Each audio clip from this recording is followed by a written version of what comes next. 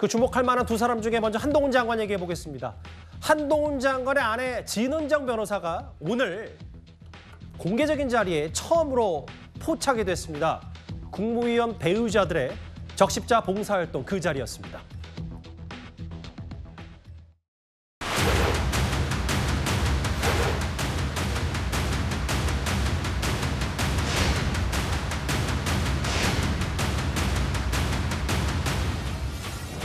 오늘 아내분께서 봉사활동하면서 처음에 공식 활동을 하셨는데 이거 정치 행보 아니냐는. 오늘 가서 찍으셨는지 모르겠습니다만 대한민국의 국무위원회 가족은 이 적십자 관련한 봉사활동을 아주 오래전부터 모두 다 해왔습니다. 뭐 통상적인 그런 활동 같은데요.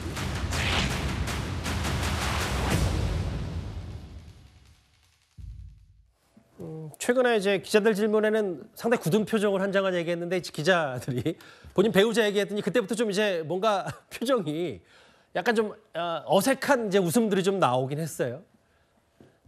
일단 적십자 행사 봉사활동 자리에 김앤장 법률사무소에 근무 중인 진응전 변호사 한동훈 장관의 배우자가 봉사활동을 했는데 처음 공개석상에서 포착이 됐기 때문에 꽤 눈길을 좀 끌었거든요. 어떻게 좀 보셨어요? 근데 제가 아까 좀 다른 기사를 찾아보다 보니까 이게 이제 매년 하는 그 활동이잖아요. 예.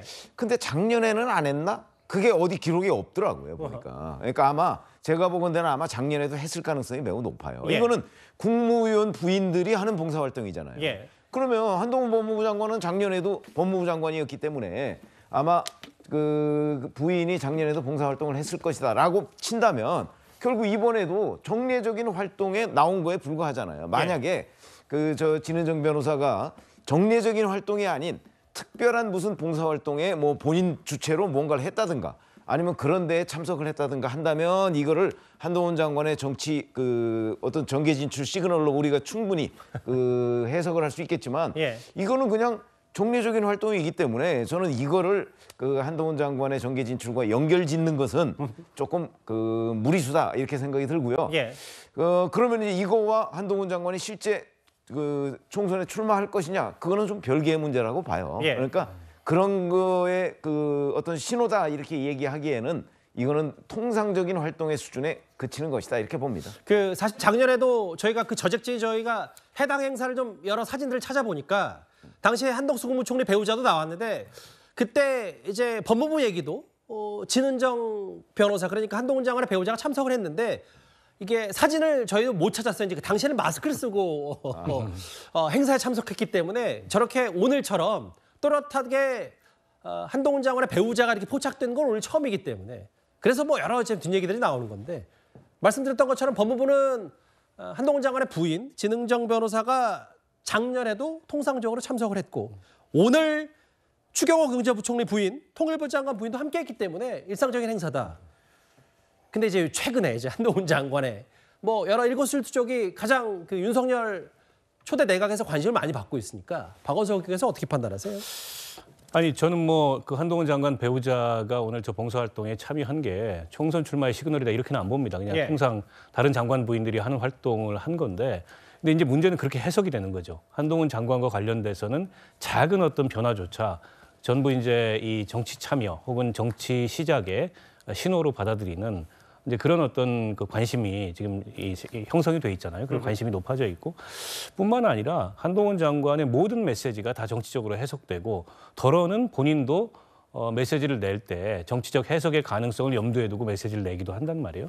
그러니까 한동훈 장관이 내년 총선에 출마하기로 결심을 했는지 안 했는지 한다면 언제 할지 그건 뭐 아무도 모릅니다. 예. 본인이 그걸 갖다 이제 밝히면 그때부터 정치가 시작이 되긴 할 텐데 근데 문제는 내년 총선에 확실히 출마한다 안 한다를 본인 입으로 정확하게 얘기하기 전까지는 이런 식의 해석은 뭐 아주 다양하게 좀 나올 거라고 보고 이 얘기는 다시 말해서 여권에 지금 한동훈 장관만한 흥행 카드가 없다는 거죠. 때문에 여당 내에서도 어쨌든 한동훈 장관이 등판해서 내년 총선에 큰 역할을 해줬으면 하는 바람이 있고 그에 대해서 글쎄요 저는 본인도 여전히 가능성을 갖고 상황을 좀 관망하고 있는 게 아닌가 싶습니다. 그러니까 그 얘기는 저렇게 배우자가 집중 조명을 받는 이유가 최근에인가요? 얼마 전이었죠. 한동훈 장관이 집 근처 예술의 전당 공연 보러 갔을 때 뭐 이제 팬들이나 일부 시민들이 막 사진 찍고 했던 거 그만큼 주목도가 높은 인물이기 때문에 덩달아서 처음으로 포착된 저 배우자의 사진까지 덩달아 주목을 받는다. 이런 정도로의 분석만 하면 된다. 이 말씀하시는 거죠? 네. 법무부도 저렇게 국무위원 부인의 뭐 봉사, 적십자 봉사는 일반적인 통상 행보다 이렇게 얘기했습니다.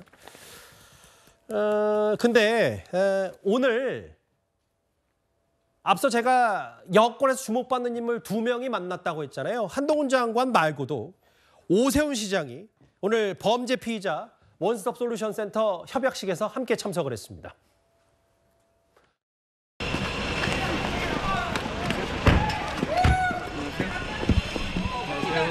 안녕하세요. 사진 한번 찍어주시면 안 될까요? 감사합니다. 너무 감사합니다. 감사합니다. 뵙겠습니다. 영광입니다. 감사합니다. 오세훈 시장님과 한동훈 장관님 입장하고 계십니다. 범죄 피해자 지원 기관과 물리적 결합을 최초로 추진하는 오늘 서울 범죄 피해자 원스톱 솔루션 센터의 첫걸음은 이 최적의 장소를 제공해 주신 오세훈 서울특별시장님의 결단 없이는 불가능했습니다.